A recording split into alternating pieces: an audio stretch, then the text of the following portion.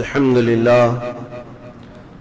لله الحنان المنان الذي خلق الإنسان وعلمه البيان والصلاة والسلام على رسوله سيد الإنس والجان وعلى آله وأصحابه ذوي الخير والإحسان أما بعد فأعوذ بالله من الشيطان الرجيم بسم الله الرحمن الرحيم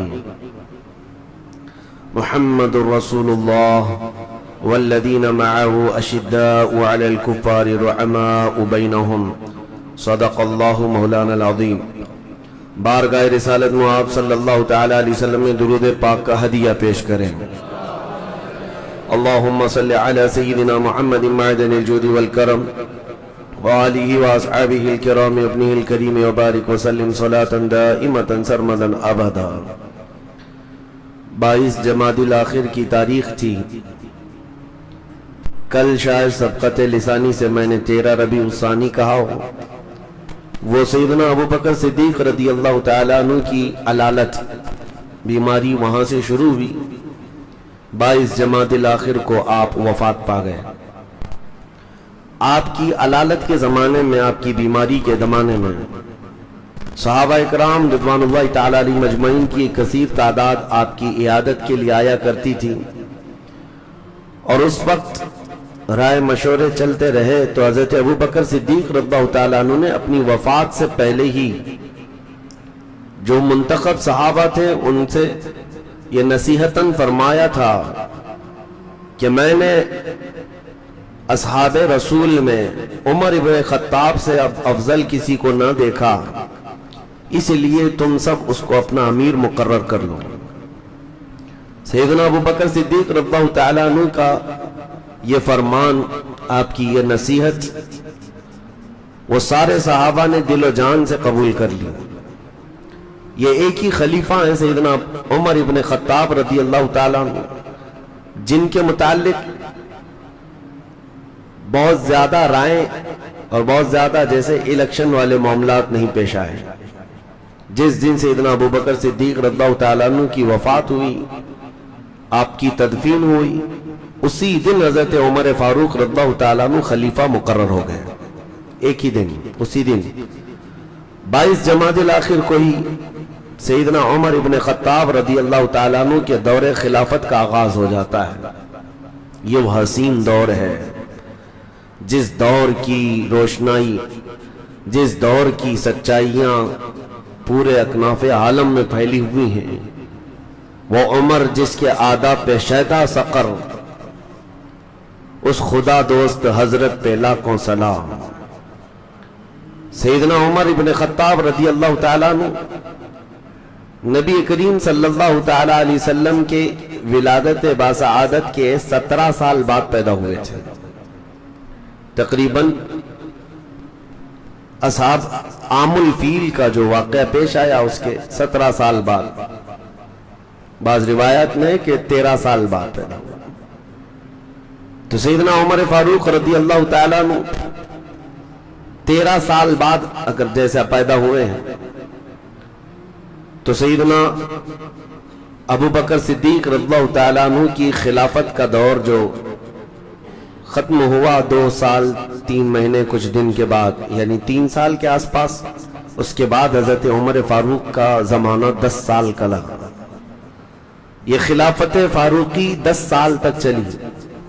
ایک لمبا عرصہ خلافت کا آپ کو ملا ہے. اس اعتبار سے جب حضرت عمر کی وفات ہوئی تھی تو عین آپ کی عمر 63 سال کی تھی، جیسے رسول اللہ صلی اللہ علیہ وسلم کی عمر پاک. نبی کریم صلی اللہ تعالیٰ علیہ وسلم اس دنیا سے جب پردہ فرمائے تھے آپ کی عمر 63 سال تھی. حضرت ابو بکر صدیق جب وفات پائے آپ کی عمر 63 سال تھی.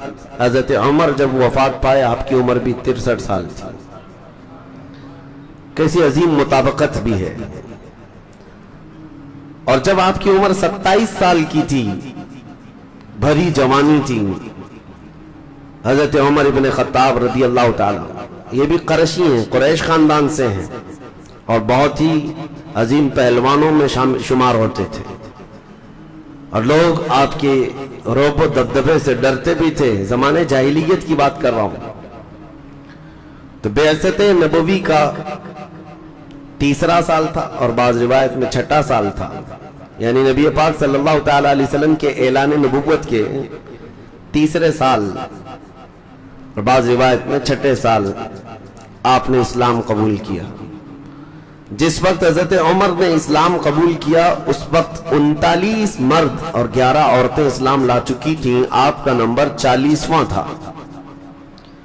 और मशहूर है कि सैयदना उमर इब्न खत्ताब रज़ियल्लाहु ताला अन्हु जवानी के वक्त बड़े जोशेले थे और आपको जो जिम्मेदारी थी वो दूसरे कबीलों से सिफारत के और बहुत सारी ऐसी जिम्मेदारियां, जब अरब कबीलों में जंगें होती थीं तो उन जंगों में पेश पेश सिफारती ताल्लुकात जो होते हैं, एम्बेसी जैसे होते हैं, उन ताल्लुकात के लिए मक्का वालों की नुमाइंदगी करते हुए हजरत उमर फारूक को ही भेजा जाता था।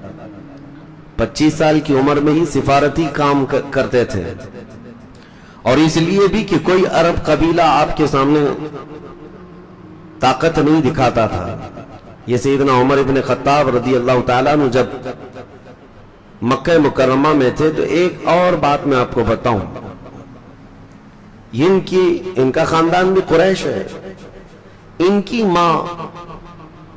माँ की तरफ से जो रिश्ता है, हजरत उमर फारूक रज़ियल्लाहु ताला अन्हु की माँ की तरफ से जो रिश्ता है, उम्मे जमील जो अबू जहल की सगी बहन है, इस एतबार से अबू जहल रिश्ते में आपका मामू था। सरदार कुरैश है और सारे मक्का को भड़काने वाला भी वही है। तो उसका ये सब मक्का मुकर्रमा में प्रोपेगेंडा चलता था। उसी दौरान हजरत उमर एक मर्तबा हरम में थे तो आपको इतना भड़काया उसने, कहा कि इस मोहम्मद का मामला बहुत बढ़ गया है।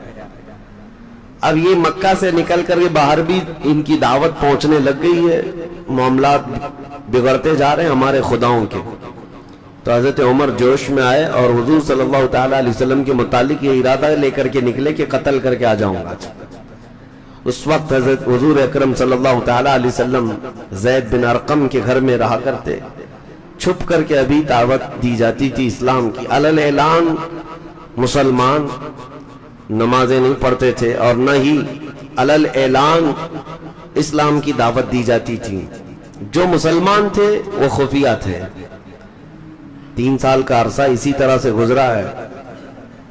तो हजरत उमर ने अपना वाकया इस्लाम लाने का खुद ही बयान किया है कि मैं तलवार उठाए निकला था जोश में कि जाऊं और उस मोहम्मद का आज काम तमाम कर दूं, खत्म कर दूं, ताकि हमारे खुदाओं का जो दीन है वो वैसे ही बरकरार रहे और नया दीन मक्का में आने ना पाए।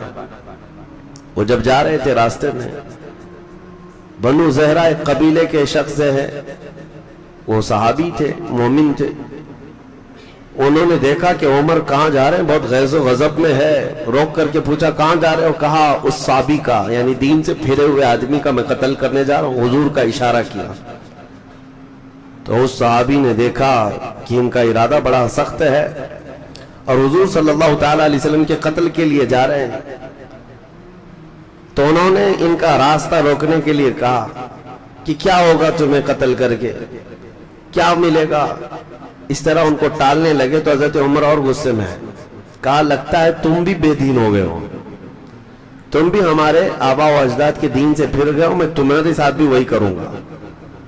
तो वो जो साहबी थे उन्होंने कहा इससे भी ताज्जुब की बात मैं नहीं बताऊं तुमको, मैं तो हुआ ही हूं, लेकिन तुम्हारे घर में जाकर देखो तुम्हारी सगी बहन और बहनवी भी इस्लाम ला चुके।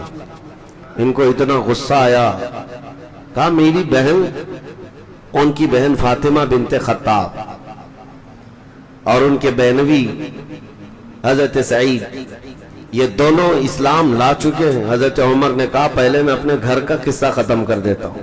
आए तो अपनी बहन के घर, तो उस वक्त एक साहबी हजरत खब्बाब, वो इनको कुरान पढ़ा रहे थे, यानी हजरत उमर की बहन और बहनवी को अंदर कुरान पढ़ा रहे थे। हजरत उमर बाहर खड़े होकर सुन रहे थे। जोर जोर से दरवाजा पीटना शुरू कर दिया। बहन डर गई और बहनवी भी डर गए कि उमर आए। तो हजरत खब्बाब को पर्दे में अंदर छुपा दिया اور دروازہ زور سے کھولا. اندر جاتے ہی حضرت عمر کا جوش یہ تھا، کہا کہ یہ کیا ہو رہا ہے؟ تم لوگ دین اسلام میں آ گئے ہو، ہمارے آبا و اجداد کا دین چھوڑ چکے ہو. آؤ دیکھا نہ تاؤ، مارنا شروع کیا. اپنے بہنوی کو اتنا مارا، وہ بیچ بچاؤ کے لیے بہن آئی تو ان کو بھی مارا، ناک پھٹ گئی. مار مار کر کے زخمی کر دیا بہن کو بھی اور بہنوی کو. خود کو ترس آیا بعد میں کہ میں اپنی سگی بہن کو مارا اتنا. اس کے بعد تھک کر کے بیٹھے، پھر اٹھایا دونوں کو، کہا میرے آنے سے پہلے دروازے میں میں سن رہا تھا کوئی کلام یہاں پڑھ رہا تھا، کوئی کلام تم لوگ پڑھ رہے تھے، سن رہے تھے. وہ کلام کیا ہے سناؤ مجھ کو. ابھی حضرت عمر اتنا کہہ رہے تھے کہ وہ حضرت خباب جو پردے میں چھپے تھے باہر آ گئے. کہا میں سناتا ہوں. حضرت عمر نے کہا تم یہاں کیسے؟ کہا جو کلام تم سن رہے تھے وہ میں ہی پڑھ رہا تھا. پھر حضرت خباب نے قرآن کی آیتیں تلاوت کرنی شروع کی. قرآن کی آیتیں جب صحابہ پڑھتے تھے تو ایسا اثر ہوتا تھا کہ پتھر بھی ہل جائے. حضرت عمر سنتے گئے سنتے گئے سنتے گئے. اس کے بعد اٹھ جاتے ہیں اور کہتے ہیں میں اس محمد صلی اللہ علیہ وسلم سے ملاقات کر کے آؤں گا.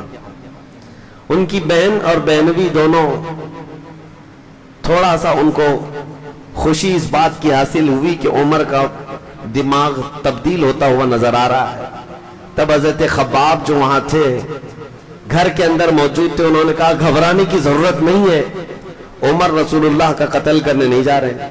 اس لیے کہ کل شام کو ہی میں نے رسول اللہ کو یہ دعا کرتے سنا تھا، اے اللہ عمر بن خطاب کے ذریعے اسلام کو فوقیت عطا فرما، اسلام کو عزت عطا فرما. اللہم اعز الاسلام بعمر، اے اللہ اسلام کو عزت عطا کر عمر بن خطاب کے ذریعے سے. کہا میں نے کل رسول اللہ سے یہ دعا سنی ہے، ہو سکتا ہے وہ دعا آج ہو گئی ہے. تو عمر بن خطاب گئے، تلوار حمائل تھی. زید بن ارقم کے گھر میں چند صحابہ تھے، رسول پاک صلی اللہ علیہ وسلم تھے.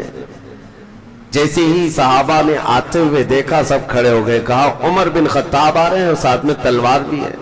امیر حمزہ رضی اللہ تعالیٰ عنہ جو صرف ان کے سے 3 دن پہلے ایمان لائے ہوئے تھے اور رسول اللہ کے چچا تھے، اور حضور صلی اللہ تعالیٰ علیہ وسلم سے بہت ہی قرابت ایسی تھی کہ حضرت امیر حمزہ حضور صلی اللہ تعالیٰ علیہ وسلم کے ہم عمر تھے، ایک عمر کے تھے، اور دونوں نے ایک ہی خاتون کا دودھ بھی پیا تھا.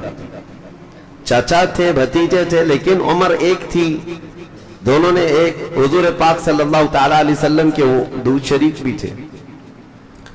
حضرت حمزہ بہت ہی سیریس تھے ان سب معاملات میں، دفاع ناموس رسالت پر. وہ کھڑے ہو گئے اور کہا عمر اگر اچھی نیت سے آ رہا ہے تو ٹھیک ہے، استقبال ہے، اور اگر کوئی غلط نیت ہے تو حمزہ اس کی یہاں سے واپس جانے کے لیے کوئی راستہ چھوڑے گا نہیں. تو حضرت حمزہ کو کھڑے ہوتے دیکھ کر صحابہ نے خاموشی اختیار کی. عمر ابن خطاب آئے، تلوار تو تھی. حجرے میں آتے ہی رسول پاک صلی اللہ تعالیٰ علیہ وسلم کے سامنے تلوار رکھ دی اور کہا آپ جس دین کی دعوت دینے کے لیے کلمہ پڑھاتے ہیں وہ کلمہ مجھے بھی عطا فرمائے. قرآن کی چند آیتیں ہی سنی تھی اور اس کے بعد پورا دل بدل گیا تھا. نبی پاک صلی اللہ تعالیٰ علیہ وسلم نے جیسے ہی انہیں مشرف اسلام کیا، جو صحابہ وہاں موجود تھے، یہ پہلا نعرہ تھا جو مکہ میں بلند آواز سے لگا تھا. صحابہ جوش میں نعرہ لگائے. عمر ابن خطاب کے ایمان لانے کی خوشی سب کو تھی. اب اس کے بعد سب سے پہلا کام جو ہوا حضرت عمر کی طرف سے، جو ان کی اولیات ہیں، جو ان کی خصوصیات ہیں حضرت عمر کی، حضور صلی اللہ تعالیٰ علیہ وسلم سے احکام اسلام سیکھتے رہے.